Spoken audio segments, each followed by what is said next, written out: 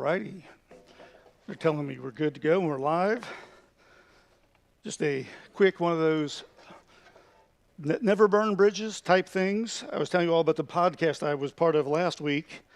The lead guy, former student who does it, contacted me Saturday or Sunday and said, "When's your book going to be out? We want to help you promote your book on our podcast." So I'm actually going to be doing a podcast with him later this summer about the book. So always make sure you don't burn any bridges you don't need to burn. People have long memories. All right. Book of Numbers. Are you channeling your inner Debbie by sitting in her seat? Good for you. Real quick reminder where we're at in the text so far as we're going through chapter 3. What we've been looking at through chapter 3 has been the question of what role did the Levites play.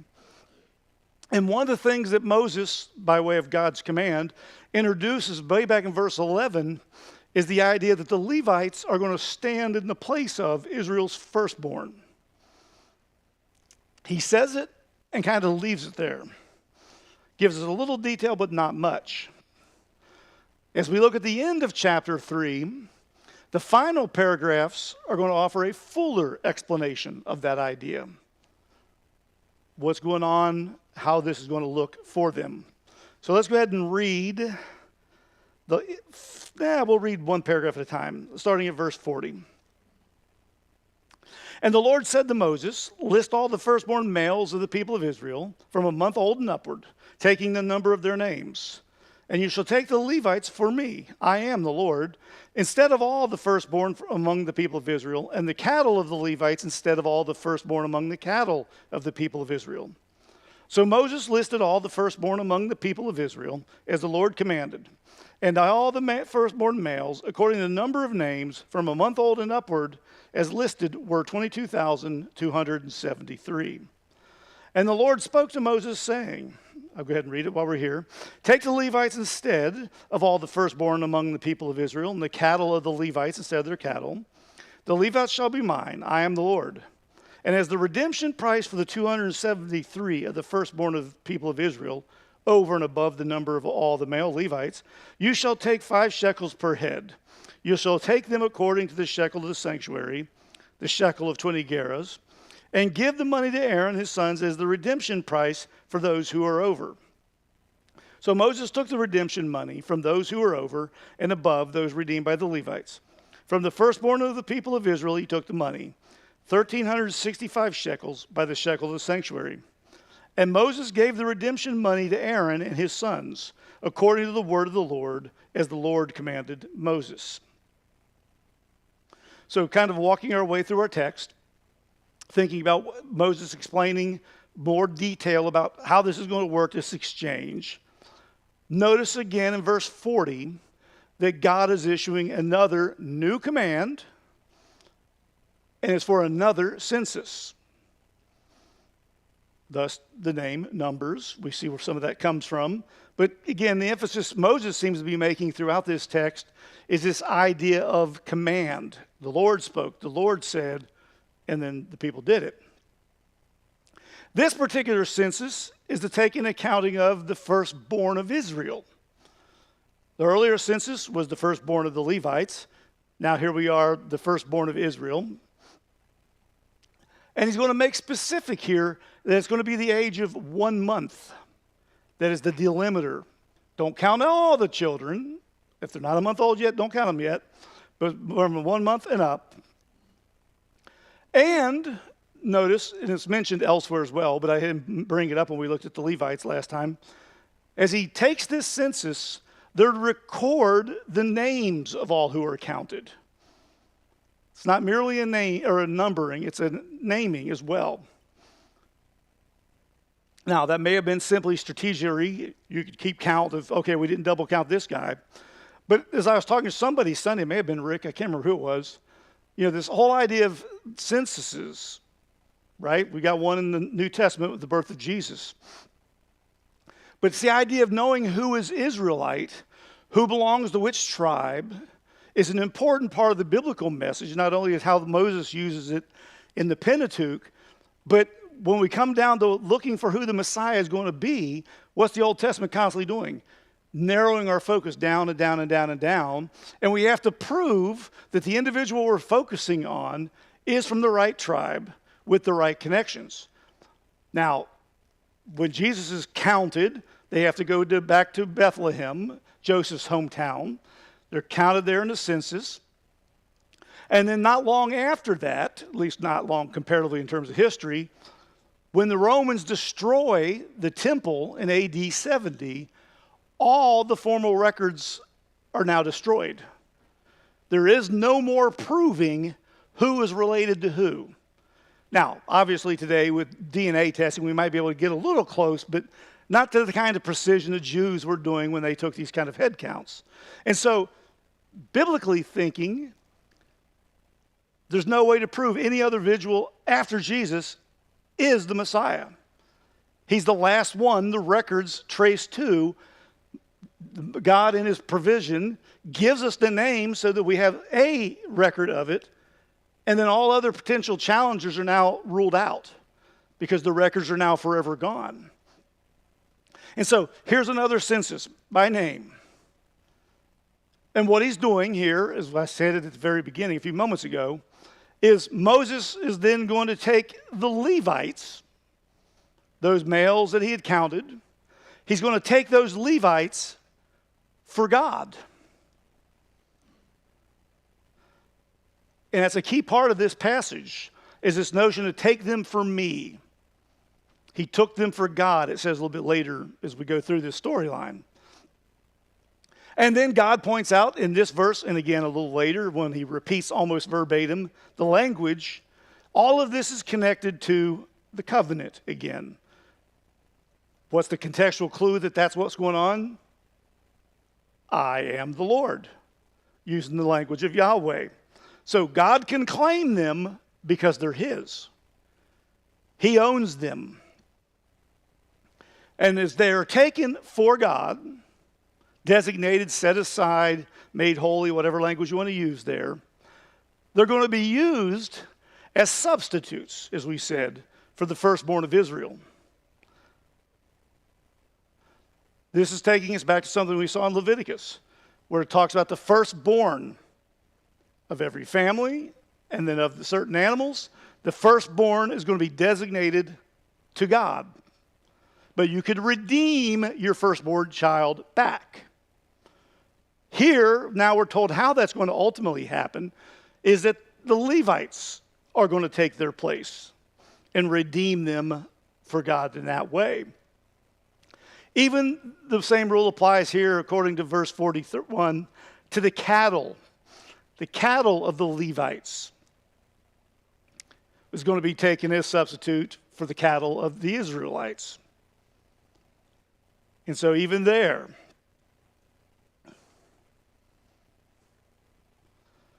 so Moses hears the command, verse 40 and 41. He does what God commands. And according to verse 42, he completed the task. We don't know how long this took. That's not part of the important part of the message that Moses, the author, is trying to communicate. God gave him something to do. He completed it, and he did it just as the Lord commanded. So again, that ongoing, constant reminder, that constant theme of obedience. Now, when he counts these male children of the rest of the tribes, we get this new number, 22,273. Last week I made the comment about round numbers and specific numbers. I retract that. Because I made the comment that 22,000 is likely a rounding of a number. I retract that because this number is very specific here. And what he's going to do is there's going to be a price for that particular number of people above and beyond. So I was premature in my rounding discussion.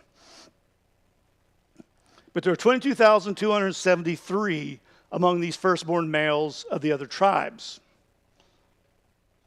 So Moses is obedient. We've got a new head count. We have a discrepancy. We've got those additional men and boys amongst the 11 tribes above and beyond what the Levites had. So the paragraph begins with verse 44. God continued to speak.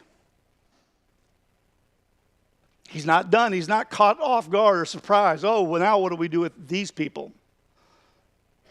So God continues to speak. And what he does is he reiterates first something that's already been said, that is God's ownership of the Levites and their cattle. These are mine. I can use them however I want, is the basic gist. And they're going to be taken, use the phrase I would put there in modern English, instead of those of Israel. God could claim these firstborn. He's going to take the Levite males instead. But, and that's verse 46, since the number of the Israelite males have outnumbered the number of male Levites, additional compensation, if you want to use that word, I couldn't think of a different word that didn't sound quite as fiscal, but additional compensation is going to be required. They're going to have to be purchased, bought back, redeemed, whatever. And so Israel's going to have to pay that price to redeem those additional 273 men.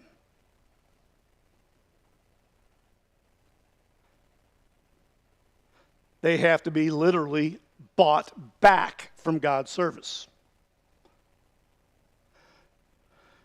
Put an asterisk there, take a breather for half a second. As I was thinking about this passage earlier this week, this idea of having to redeem these 273 men, I started thinking about the word redemption as it's used in the New Testament. And I'm sure you all heard, I've heard it, I don't know how many times. When we talk about the word redemption in Greek, we go, oh, that's from the slave market, that you redeem a slave. There is a lot of slave language in the New Testament, but since Paul was a Pharisee, it is also equally likely, if not more so, when he thinks of the term redemption, what is he thinking? Purchased for God. In other words, what is the wages of sin? Death. What does redemption do? Buys us back from that so that the substitution of the high priest will take effect instead. And so I wonder, just, again, I put no additional thought into it than sitting there at my computer the other day, wondering if we need to at least add this understanding of redemption to our New Testament understanding of redemption. That it's not just buying slaves from the slave market. Because you think about that, if you're buying a slave from the slave market, you're taking him from one owner and bringing him to God as the new owner, but that means God has to be paying who? Presumably Satan, because he's the owner of the slaves, right? You're slaves of sin, now you're slaves of righteousness. That's a faulty view of the atonement. That's what sometimes is known as, just the word just escaped me just immediately. There's a faulty view of the atonement that says that ransom theory. We're paying Satan to buy the hostages back. Well, that makes Satan the central figure in redemption. But if it's this view instead, is God doing what? Paying the price that we owed him here and giving us the blessing of being redeemed by his choice servant. And so I wonder if there's a better way or a more robust way to think about redemption in the New Testament than we typically do. Just a random thought. Back to verse 47. God then specifies what that additional, air quotes, cost is going to be. It's going to be 5 shekels. Now, you could Google it. There's all kinds of definitions of what shekels are. It's a measurement of weight. Remember, in the ancient world, you valued something by how much it weighed. But I was trying to go, okay, but what is a shekel worth? Well, all that would have depended on what era we were talking about. Best I could do or find is in a couple of places I found references to the idea that a shekel was often understood to amount to 1 month's labor. It's 1 month's pay.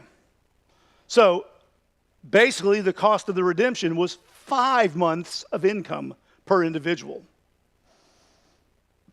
Potentially. Again, that's just me trying to find an answer to how much is a shekel worth, And that's the only real valuation I could find anywhere, and I found it several places. But the value of it was going to be determined by its worth at the tabernacle. What could that shekel be used to buy or purchase for the worship of God? So 5 of those per individual above that 22,000 number. When that money is collected, verse 48, the funds are going to be given to Aaron and his sons. Now, the text does not say here or again a little bit later how they're going to use it. It doesn't say they're going to use it in the service of the temple or the tabernacle. But it is possible that they're going to be keeping the money as their wages. Because they still have to buy food and other things as they go, right? We know they get the meat from the sacrifices, some of the sacrifices.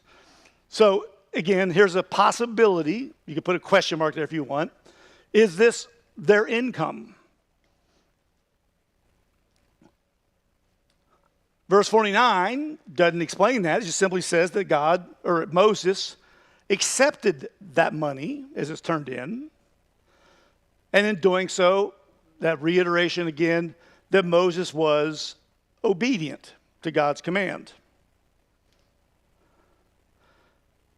Verse 50 tells us how much he collected. You can do the math yourself. But the 273 times the 5 produced 1,365 shekels. Now, if that is a month's wage there, that's a lot of money collected. Has me now wondering one of those other little rabbit trails that I often do.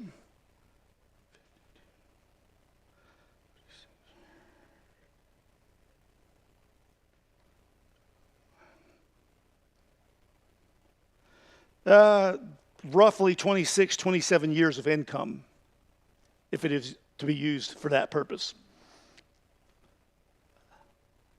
And then, of course, verse 51 summarizes all of this to this point. Moses collected the money. Verse 51, he gave the money to whom? Aaron and his sons. And in doing so, Moses was obedient. So themes we keep running into over and over again. Chapter 4 continues this scene. If you remember, we talked about this last time. God told the Levites through Moses which clan within the tribe of Levi was going to be responsible for which articles in the tabernacle, right? This tribe's going to be responsible for this or this tribe, this group's going to be responsible for that, and so forth. This is typical of Moses' writing style. What he does in chapter 4 is he provides greater details about how that's going to be fulfilled. Right? That's something Moses does throughout all of his writings. He will often say something in short, summary statement style, and then the next verse, next chapter, whatever, he then goes into it in much, much greater detail. So this is very Mosaic in terms of his writing style. Give you a little hint and then come back later and explain it. Because if you think about it, last time when we saw that, the Gershon's group will take this. Kohath's group will take that and so forth. They'll camp on the north, south, east, or west. We talked about afterwards, a couple of us did just stand around up front last week, how heavy that stuff is. And, Kevin was asking, if they move every day, does that mean they have to tear down and set up every day? Yes. And the burden that's involved in doing that, and plus the frustration. And all the military guys in the room are thinking, this sounds just like the military operation. What are we doing today? We're moving the ditch from here to here. And then you get up, you do that. Tomorrow, what are you going to do? Put it back. Or, if you're in the field, you stop for the night, you bed down, get up in the morning, unpack all or repack all that and go again. 27, 28, 29, 30, 14, 16, 18, Johnny. How many was it, Johnny?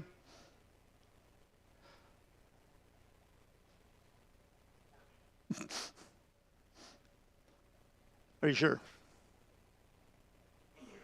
Something like that. Be a good Baptist, round the number up. 114. So, little detail, now much greater. Let's start with that paragraph in chapter 4, and it's a hoss. The Lord spoke to Moses and Aaron, saying, take a census of the sons of Kohath from among the sons of Levi, by their clans and their fathers' houses, from 30 years old up to 50 years old, all who can come on duty to do the work in the tent of meeting. This is the service of the sons of Kohath in the tent of meeting, the most holy things. When the camp is set out, Aaron and his sons shall go in and take down the veil of the screen and cover the ark of the testimony with it. Then they shall put on it a covering of goatskin and spread on top of that a cloth of olive blue and shall put in its poles. And over the table of bread of the presence they shall spread a cloth of blue and put on it the plates, the dishes for incense, the bowls and the flagons for the drink offering. The regular showbread also shall be on it. Then they shall spread over them a cloth of scarlet and cover the same with a covering of goatskin and shall put in its poles. And they shall take a cloth of blue and cover the lampstand for the light with its lamps, its tongs, its trays, and all the vessels for oil with which it is supplied. And they shall put it with all the utensils, or all its utensils, in a covering of goatskin and put it on the carrying frame. And over the golden altar they shall spread a cloth of blue and covering it with a cover of goatskin and shall put in its poles. And they shall take all the vessels of the service that are used in the sanctuary and put them in a cloth of blue and cover them with a covering of goatskin and put them on the carrying frame. And they shall take away the ashes from the altar and spread a purple cloth over it. And they shall put on it all the utensils of the altar, which are used for the service there, the fire pans, the forks, the shovels, and the basins, all the utensils of the altar. And they shall spread on it a covering of goatskin and shall put in its poles. And when Aaron and his sons have finished covering the sanctuary and all the furnishings of the sanctuary, as the camp sets out, after that the sons of Kohath shall come to carry these. But they may not or must not touch the holy things, lest they die. These are the things of the tent of meeting that the sons of Kohath are to carry. So, we had a little detail in chapter 3. Here's much greater detail. And all of these tasks are coming by way of God's command again. This is not Moses coming up with a logistical plan. God has it already for them. He's preparing them to move out and move towards the promised land. So here's what God commands. Yet another census. This time among the sons of Kohath. So have the sons of Kohath again. This time he's looking for all the males between the ages of 30 and 50 years old. Before it was a month old and upper, now it's just this particular age group. I think the thing we ought to notice here is the seriousness of the tasks that are about to be assigned. And what it is suggesting is that maturity, not strength, that is needed. Because otherwise, think about it, these things are heavy. And you think, get all the young bucks in here. Let them do the hard work. But God prefers the older. He doesn't say why. It's not because they're younger, they're more virile. I'm taking it to be the maturity that's needed to deal with the things they're going to be entrusted with. Because he adds in verse 4, the sons of Kohath are going to be put in charge of, quote right from the text, the most holy things. There's lots of stuff in the tabernacle, and they're all holy. These are the most holy.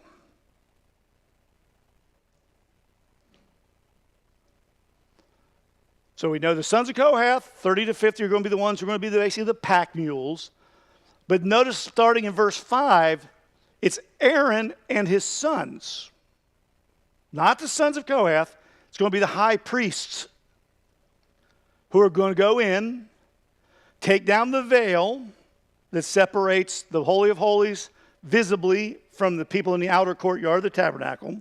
They're going to take down that veil and walk in essentially, I would assume always in way of people's view into the Holy of Holies, walk in and place the veil over the ark.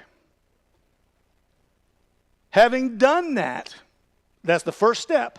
Having done that, the Holy of Holies as a tent isn't sacred anymore.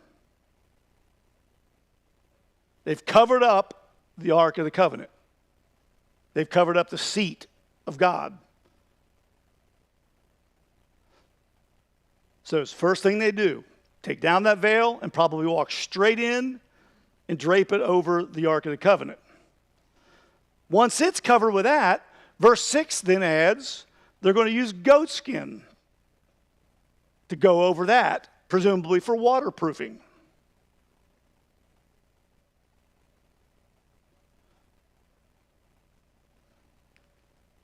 But because it is such a precious piece of cargo, on top of the goatskin goes another layer, blue cloth.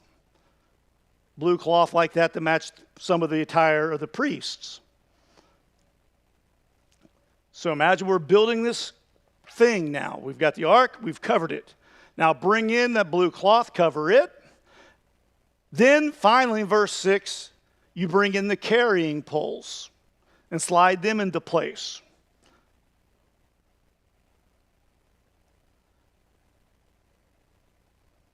Carrying poles are going to play an important part of the discussion as we go through here. Next, they would turn their attention back up, look around inside the Holy of Holy tents. Then Aaron and his sons, verse 7, prepare the table for travel. The table where the bread is placed. They're going to cover it with a blue cloth. Then on top of it, what I'm calling, for lack of a better word here, the flatware, the serving utensils, the plates, and all the other pieces, along with that day's bread of the presence. They bring all that, pile it up neatly, stack it together so that it'll travel well. Then verse 8, they bring in a scarlet cloth that covers all that together. And then goat skin goes on top of that. And once all that's neatly packaged, imagine how easy their life would have been with bungee cords. Right? You got to imagine they're using ropes and whatnot, but I'm thinking bungee cords, ratchet straps, saran wrap. There's lots of ways you could cover this thing. But that's what they're doing. They're getting ready to move. Except it's going to be out in the elements the entire time it moves. And so they put the carrying poles in their place. Then they turn to another object in the tent, and Aaron and his sons cover the lampstand and all the supplies that go with it. So they cover that. They put with it the snuffers and all the various things that go with the lampstands. And then verse 10, after they've covered all that, they place everything related to the lamp to its carrying, or on its carrying frame. So they've built a special device to carry the lampstand.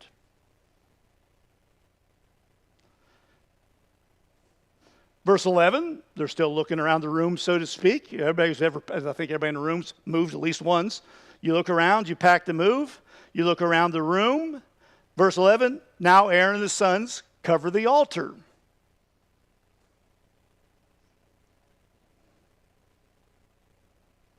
And they place the poles in it for carrying.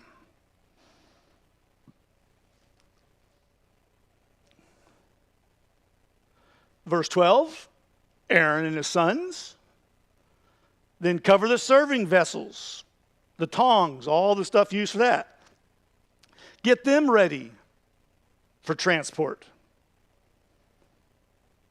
Verse 13 adds, even the ashes from the last sacrifice made on it has to be handled by the priests. That even they're sacred in that sense. I mean, think about when Isaiah has his vision, where does the angel fly to? To the altar and grabs a hot coal off of it. And that's what God uses then to cleanse Isaiah. And so there's something even precious at this state of the ashes, even though elsewhere in Leviticus it tells them what to do with them after they've collected them. So it has to be handled by the priests. Verse 14, then all the other tools that are used with the altar have to be placed on the altar. They're packaging it for moving. Again, by Aaron and his sons. Then that entire bundle, if you will, is then covered with goatskin. So all these pieces are in the center of the tent, bundled up, packaged, poles in place, etc., ready to roll by the only people who are allowed to touch them, Aaron and his sons. Verse 15 finally comes back to those men between 30 and 50 years old, the sons of Kohath, are now able to carry all of this stuff to the next campsite. And to illustrate what I've been kind of harping on as we went through verse 5 through 14, sons of Kohath are not allowed to touch any of these objects directly. Any of the objects. Because they're all holy to the Lord.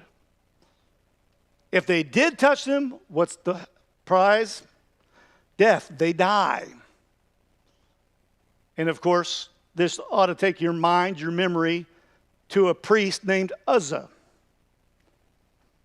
who, when David was bringing the Ark of the Covenant up to the mount in Jerusalem, when the cart hit a pothole and it looked like the Ark of the Covenant was going to fall off the wagon it was on, Uzzah reached up to keep it from falling and died. And so we're introduced to this whole section, by the way, back chapter 3, way back for us several weeks ago, when we talk about, here's Aaron, here are his sons, Nadab, Abihu, and the other two, and it points out 2 of them are already dead. So if 2 of them are dying already, and they were allowed to touch these things, they did it wrongly.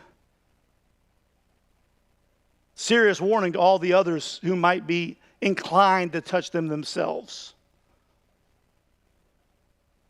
And everybody in the room can probably think of the time they've been asked to clean something up for grandma or something at work. Can you pick this up and you don't want to touch it? You're very delicate with it. Imagine here, you get to carry this thing, it weighs hundreds of pounds for how many ever miles you're going to walk that day. You don't want to touch it in any way at all. And think about it, as you're carrying whatever, the altar, the Ark of the Covenant, it is now multiple layers of coverings deep. And you're still only supposed to touch the poles. And the picture is when they get to the next campsite, what are these guys going to do? They're going to go, okay, Aaron, where do you want to set it up? I want to set it up here. Pulls out the compass. There's east. Put them right here. And my imagination is they come in, they place those objects probably in a nice little neat pile in the center of what will become the Holy of Holies, and they walk away. And then the next guys come in, we'll talk about next week, and they're going to bring the stuff that's just outside of it, and they're going to set it up there. And the guys are going to bring in the outer layer, do what?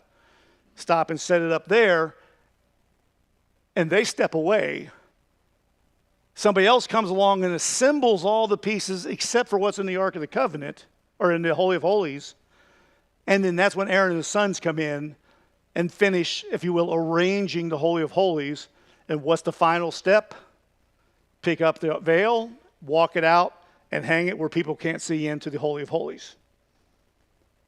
Imagine doing that every day, day in and day out. But the point is, God commanded it, and what did Moses and Aaron do? They did exactly what God commanded. They were obedient. So a lot of folks look at this stuff and go, oh, that's all boring details. No, it's all a reminder how seriously God takes all of this and how seriously Moses and Aaron and company took it as well. Again, Sunday, we're continuing to work our way through the book of James. I know a lot of folks are going to be out and about because of the long weekend and traveling. James, next week we'll pick up here. Looking at the prayer list, just foreshadowing a few weeks ahead yet. And at the end of June, there on our last pages are called out, folks. At the end of June, Tim Stokes and his family, Lenoshka and the boys, he will leave Arlington. They're supposedly going to travel through here We'll see if they're able to do it. On their way to what used to be Fort Hood in Texas, where he'll be a brigade chaplain. He's getting promoted to major soon, and so he'll be a brigade chaplain there. So they're hoping to pass through here on their way. So be in prayer for them as they finish up their ministry there. She had a ministry, if you will, as a principal at a public school. So, and the boys are like, 10 or 11, I think? Somewhere in there. It shows you how long they've been gone. And they just need to remember them in prayer as well. All right, let's go ahead and close in prayer and head on down the road. Heavenly Father, Lord, we thank you for this evening. We thank you, Lord, for the meticulous nature of your commands and the fact that, Lord, you provide a means for every one of them to be accomplished. Lord, you don't command us to do something you haven't already taken care of for us. Knowing, Lord, that in our sinfulness, everything that we touch doesn't turn to gold but to garbage. Lord, you provide the coverings. You provide the poles. Ultimately, Lord, you provided the high priest who could go in on our behalf without a sacrifice for himself, that he might be the sacrifice for us. Lord, may we keep that ever before us. And Lord, like the sons of Kohath, may we, Lord, live and operate in light of those truths. As for all this, we ask and pray in Jesus' name.